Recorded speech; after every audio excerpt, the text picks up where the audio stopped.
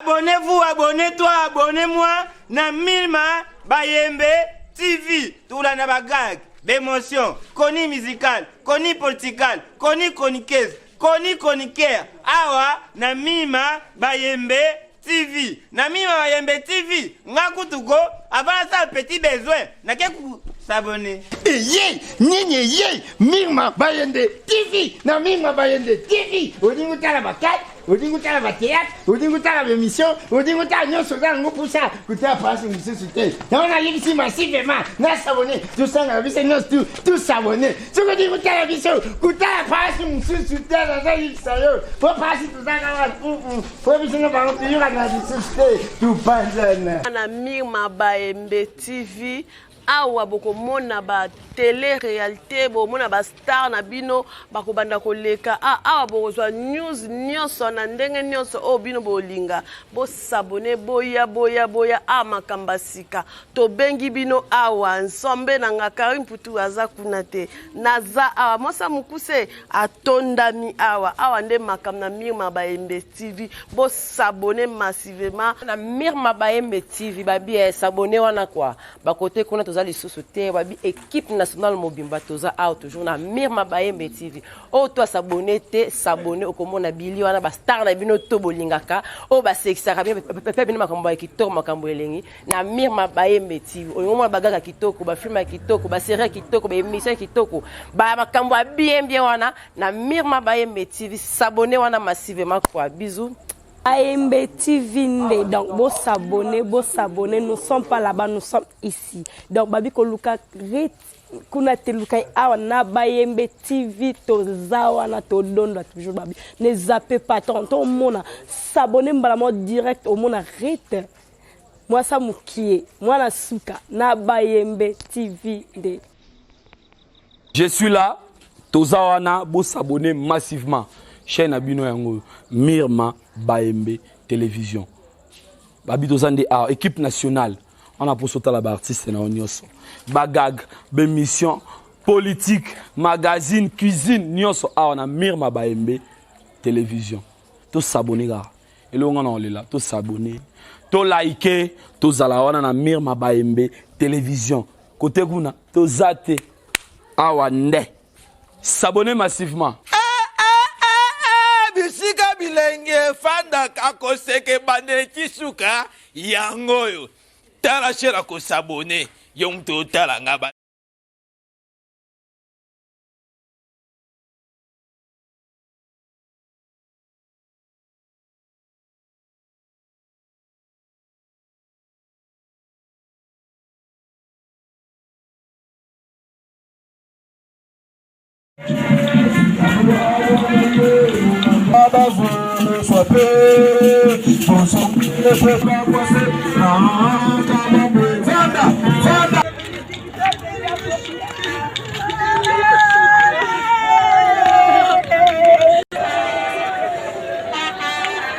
Botika nzela awa liboso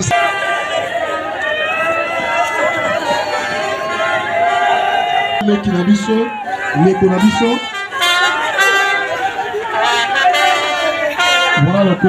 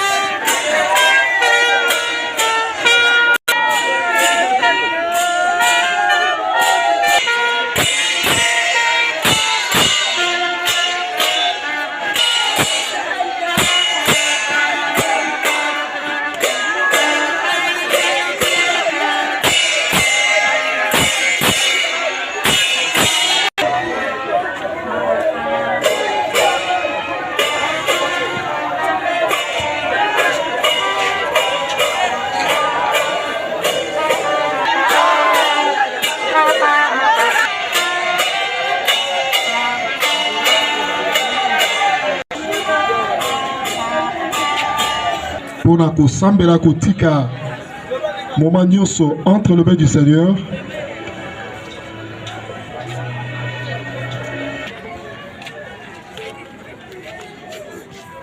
Ici Manango, le chef de famille se prépare pour la mort des circonstances. Pasteur, vous avez la parole. Nous voulons te dire merci éternel pour ce moment. Que ton nom soit exalté, grand Dieu. Quoi te dire si ce n'est que te dire merci éternel. Merci parce que c'est toi qui donnes et c'est toi qui reprends. Que la gloire te revienne. Nous te recommandons ces moments entre tes mains. Nous voulons que tu puisses nous assister, conduire toutes choses, encadrer toutes choses, dans la paix, Seigneur, pour la gloire de ton Seigneur, au nom de Jésus-Christ. Amen. Merci beaucoup.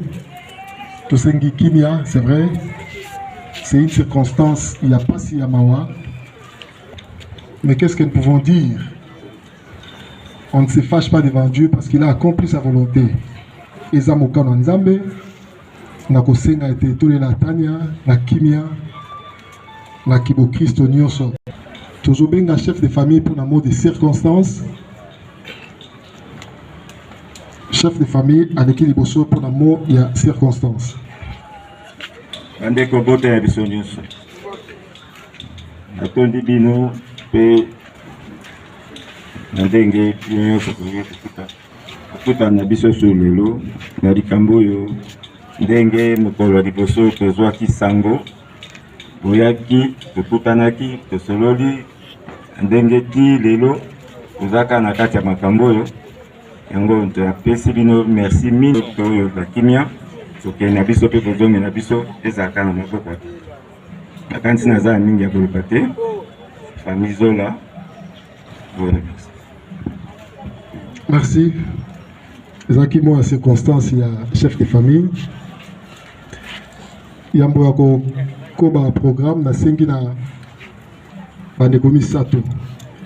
Parce que na programme eza na espace ya ba témoignage. Nous avons Tania Wazaki Mwana azalaki Yaya azalaki leki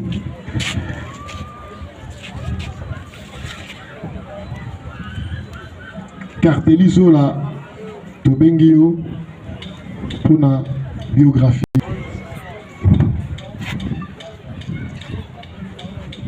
Il y a un temps pour tout, un temps pour toutes choses sous les cieux, un temps pour naître et un temps pour mourir, un temps pour planter, un temps pour arracher et ce qui était planté.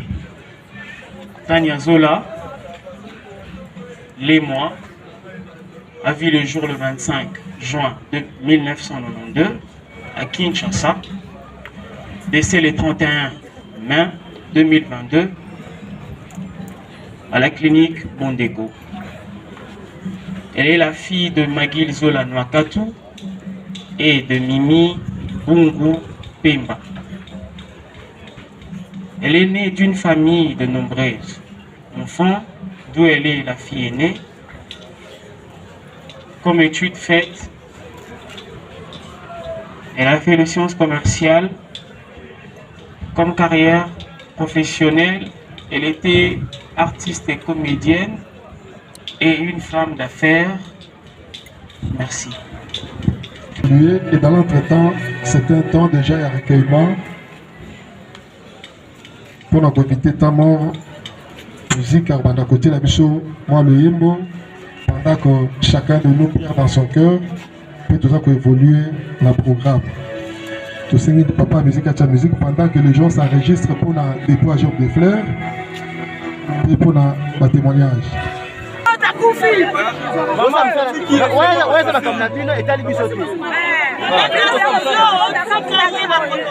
Maman,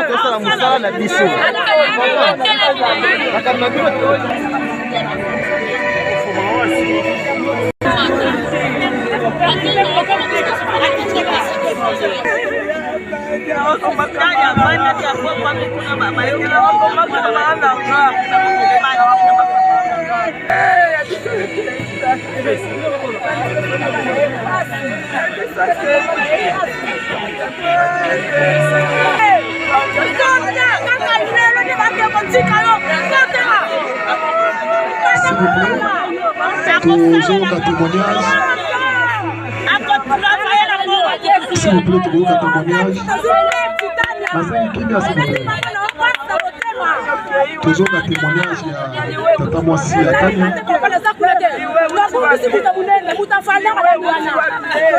Il s'en dit pas si ma casse est mon thème. À côté de se maîtriser. Parents ya mama na ye akomofanda na mama na ye Tania Boboto nakenda pe pa mama na ye nakenda otala ye nazongaka pe bien Tania gentil makasi Tania so mutake pa na ye azongaka maboko pamba te Tania kabara makasi asungaka pe bato alingaka mutalela pasi te aza boboto makasi nalinga mutalela pasi te donc na ndenge mpe ya kufi atiki biso tosengi nzambe merci molimo na ye na bebe epema na kimia nzambe ebe mutasala liwala mokili to lelo oloba te justice yaka na maboko ya nzambe merci na nzambe Tania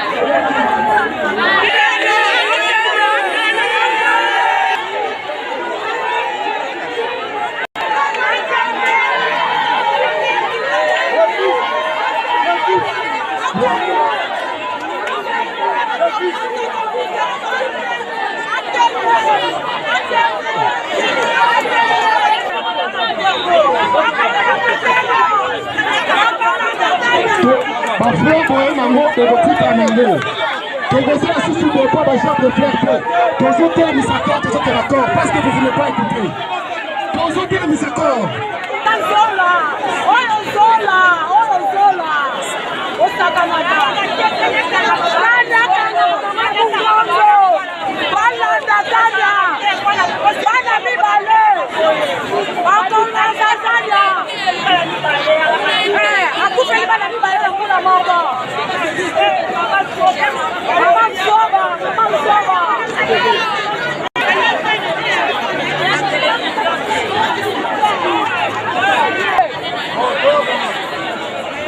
Monde, shalom, que la paix de Dieu soit avec vous tous.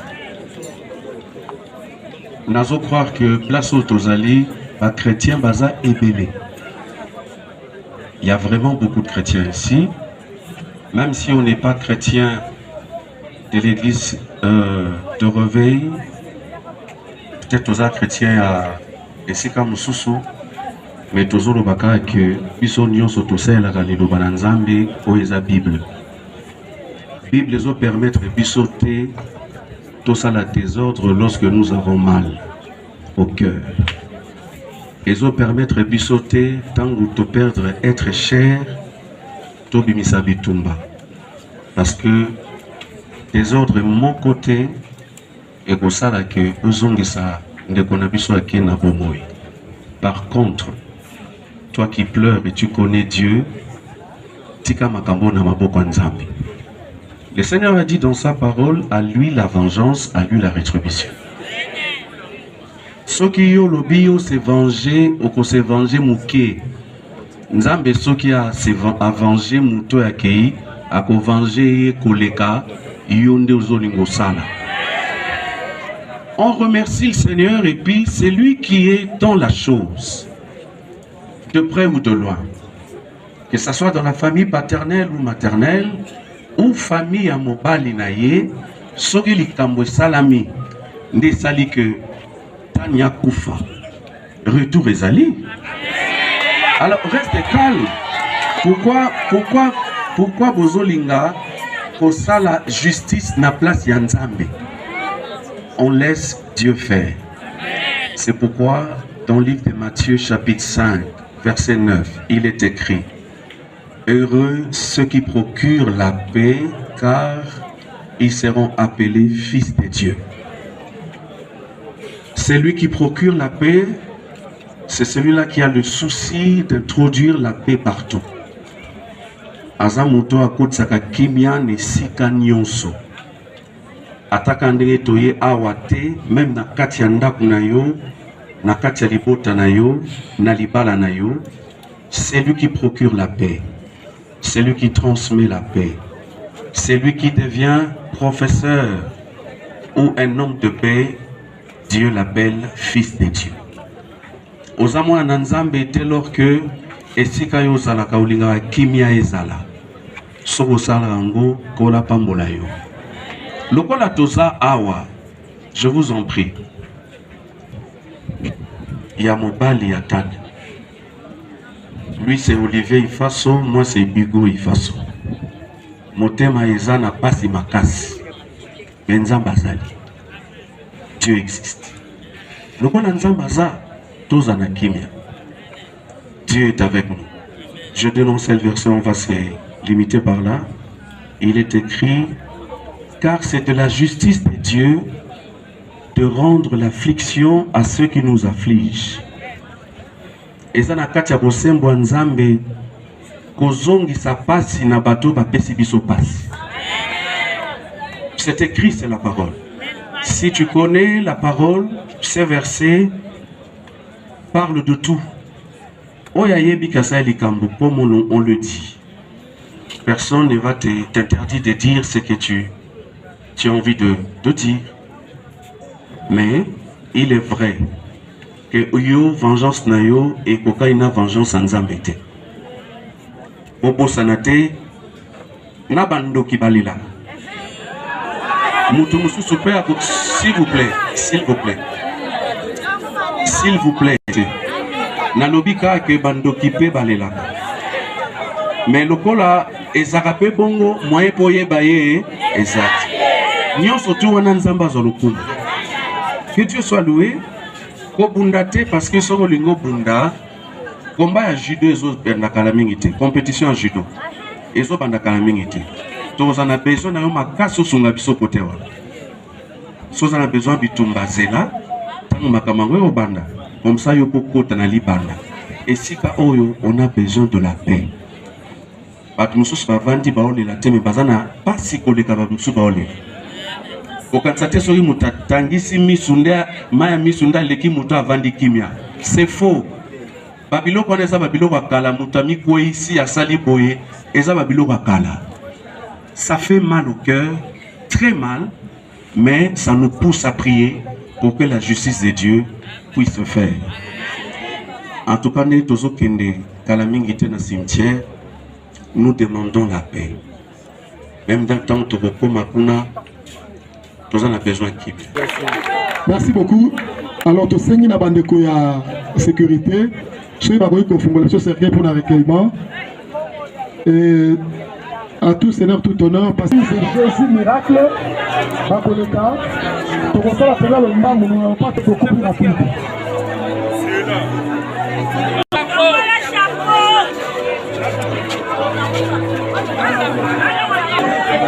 Bande de sécurité, s'il vous plaît, bâtiment et mbangu, mettez-le.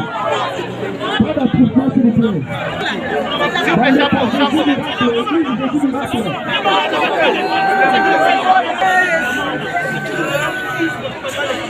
Église Jésus miracle, on n'est pas pour déposer le frère, Madina.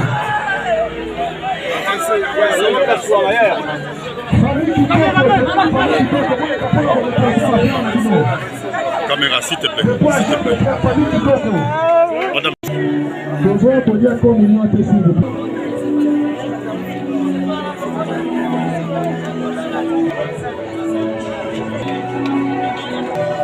Famille maternelle, bon les gars, parce que ton limite comme ça, le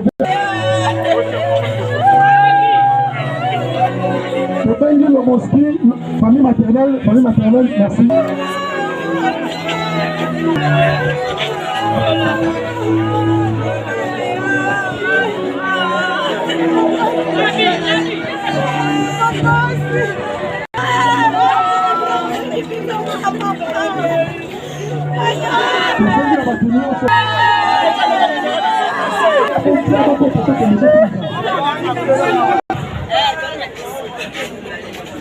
Ta famille, tes proches, tes collègues et tous ceux qui t'ont aimé sont ici aujourd'hui pour te rendre hommage.